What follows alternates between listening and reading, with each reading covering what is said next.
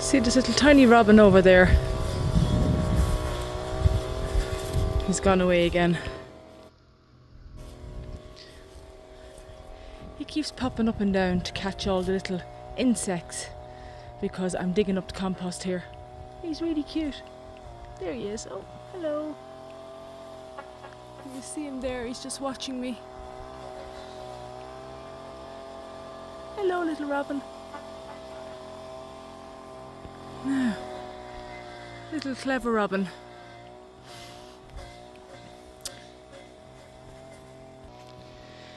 So this is my original, very first compost that I ever did. Because when I started making compost, I didn't have anything to make, so I just built up some old stone, an old stone wall. It's a bit overgrown in this corner here, and just started throwing everything and anything from the kitchen scraps and all that into it. So now I'm going to move my rhubarb into it. This will be the rhubarb's new home. But look at that soil. That's everything. There's a slug. That's everything from, you know, a mix of wood chippings, a mix of everything I grew in the garden that was dying off, like leaves and kitchen scraps, peelings, absolutely everything. It's just the best of soil, and it goes down quite deep. And when I first started digging into it, there was so many worms in it. They seem to have scurried a bit deeper. So that's where I'm going to put the rhubarb now. I'm going to kind of clear this all off. I'm going to dig a big hole here, pop the rhubarb in, and I'll show you my new composters, which look a bit of a mess at the minute, but it does the job. So this one here is currently on the go, and it's a hot composter. So thick cardboard on either side and a pipe down the middle, and that pipe has holes in it the whole way down that lets the air in.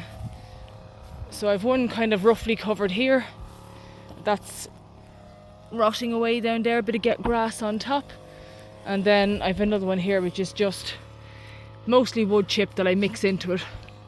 So I basically have more or less 3 on the go. So it doesn't matter what you use, just compost is so expensive to buy, and you won't get better compost than the stuff you make yourself from your kitchen. Like, that's all old potato peelings, some old split tomatoes, there's some broccoli stems, and a lot of insect life in there now. There's lots of flies and different things in there. And if, like me, you didn't have a composter when you started, I used to have one of the ones, you know, the ones you buy in the shop, and it's a big plastic thing, and you just keep throwing stuff into it, and it worked, but it wasn't big enough. You'd be surprised how much compost you can make once you get going with it. Little Robin is still watching me, waiting me to dig another hole and get a few more worms and things up. It's amazing how clever they are. So, if you're going to start gardening, first thing you do is just start making your compost, even if it's just putting a pile in a corner. You can eventually throw a few pallets around it, but just start it. Just start it, because it will rot down. Even potatoes and everything coming out of this. And it's the best food you can give your plants or your garden. It's all natural. And we really do need to be growing our own veggies and things at the moment, because everything is so bad, it's so sprayed with chemicals, you don't know what you're eating anymore. Even organic food has gone very cheap, which leaves me suspicious. Is it organic at all? Oh, there's another big worm. Lots of worms. Plenty of worms in the garden.